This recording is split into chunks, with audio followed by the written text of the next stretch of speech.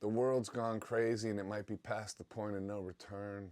Common sense and rational thought are products of a bygone era, and people who once stood to represent freedom and rebellion from the status quo are now leaning into censorship and totalitarianism with as much aplomb as they did the free spirit of the 60s and 70s.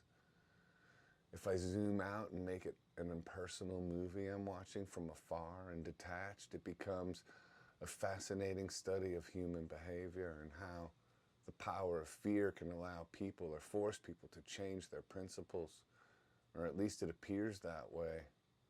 Neil Young calling for total censorship of Joe Rogan to the point of telling Spotify they need to remove his music or Joe's pod. It's extraordinary on many levels. One, because Neil Young always represented freedom of expression. His music oozed with it.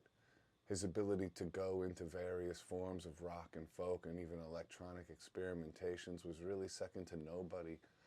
Easily one of the greatest songwriters we've known, and songs which were full of a kind of sensitive human emotion that played directly into our individual and collective vulnerabilities. Plus, he rocks. I mean, he really rocks. He had all that and a punk rock spirit. His art succeeds wildly in all the ways his current take on everything does not.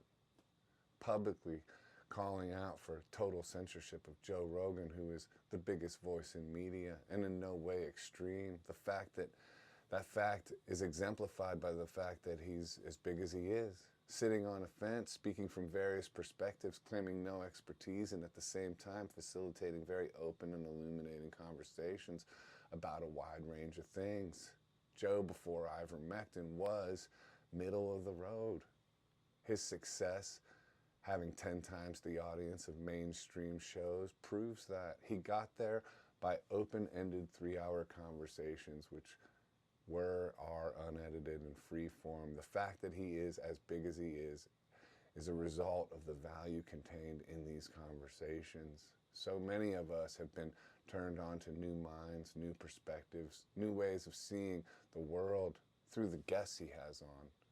Joe became our new late night talk show. He replaced the Tonight Show in a way, and even certain factions of entertainment leaning quote unquote news shows. Another reason for his insane popularity. Not really left, not really right, and that's proven by how large his audience is.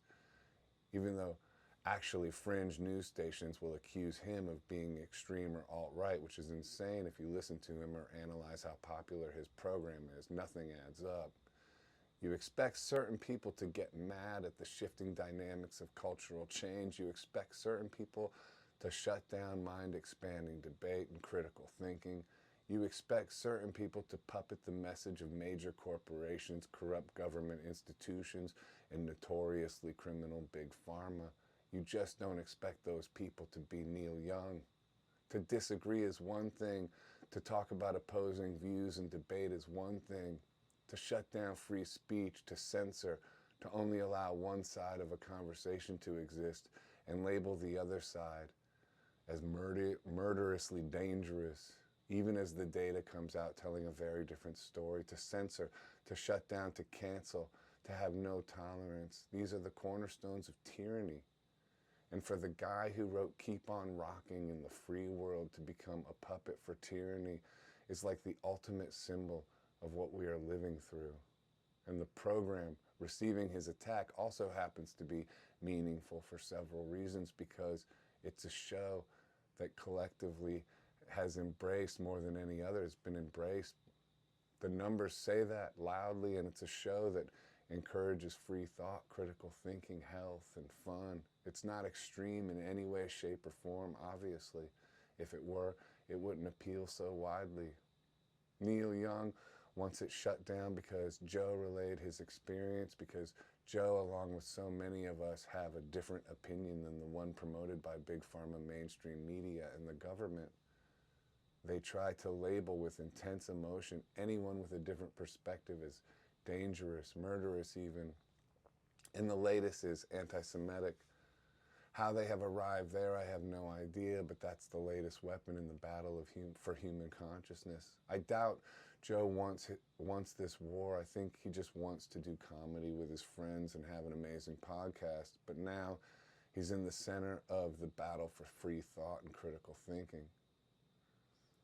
And our ability as humans to speak our minds and raise questions and concerns against the forces of billion-dollar industries. Hard to believe the soldier on the front line against our basic human liberties is Neil Young. We live in the upside down, the needle, and the damage done.